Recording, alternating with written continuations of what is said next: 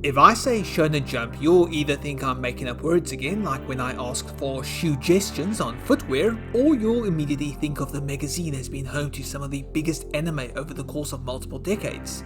You think your big three, One Piece, Bleach, and Naruto, and you follow that up with a few other legendary series that have popped up over the last couple of years, such as My Hero Academia, Black Clover, and Jujutsu Kaisen. The vast majority of Shonen Jump's best-selling manga have all followed a simple formula.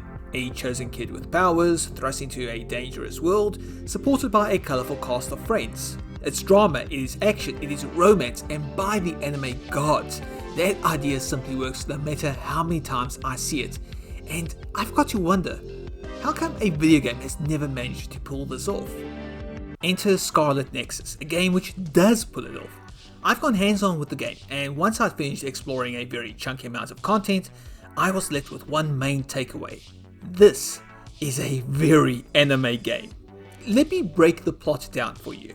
It's some undetermined point in the future, and humanity's entire civilization has been structured around the idea of a psionic hormone.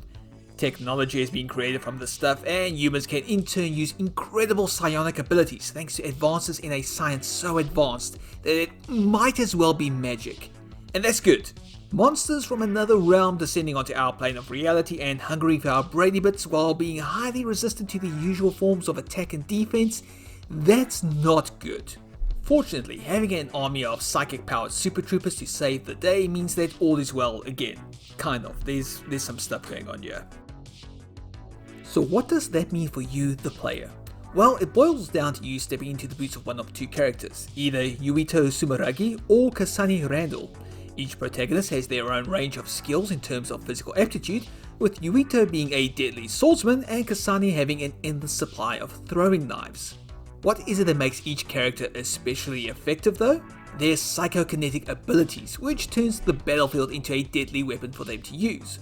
When the monsters appear, it's up to players to close in for the kill, weakening these nightmare creatures with melee attacks and finishing them off by absolutely flattening them with whatever is nearby. It is so satisfying. For example, you could throw nearby rubble at an other, or you could step things up a notch by tossing an entire car at them. Using psychokinesis isn't an instant win gameplay mechanic though, as there is an art to it. A sense of timing that has to be observed and pounced on to get it working fluidly. Once you have nailed their rhythm though, it is a fantastic power that flows organically in battle. With a number of monsters trying to smash you, being able to outwit them and bring structures crashing down on top of them makes for a pretty exhilarating experience. In one of the bigger boss battles that I played through, I could trick a rampaging other into a corner, daze it, and drop a selection of pipes down on its head while adding a damage boost from one of my comrades for extra attack power. And that right there is something else that needs to be talked about. As a team, you'll be able to not only set the behavior of your comrades in battle, but also use their abilities to your advantage. Teammates such as Shiden, Arashi, Kagero, and Kyoko, for example, are skilled in electrokinesis, hypervelocity, invisibility, and duplication respectively. Those powers don't just create buffs for Yuito or Kasane, they can be used to creatively wreak havoc on the battlefield in fascinating tag team combinations. But beyond that, Scarlet Nexus is a game that wants you to treat your teammates like actual allies and friends. Between missions, there's a chance for some downtime and bonding that leads to character episodes. Completing one strengthens the bond between the player and their fellow psychically gifted soldier, leading to new abilities to use in a fight.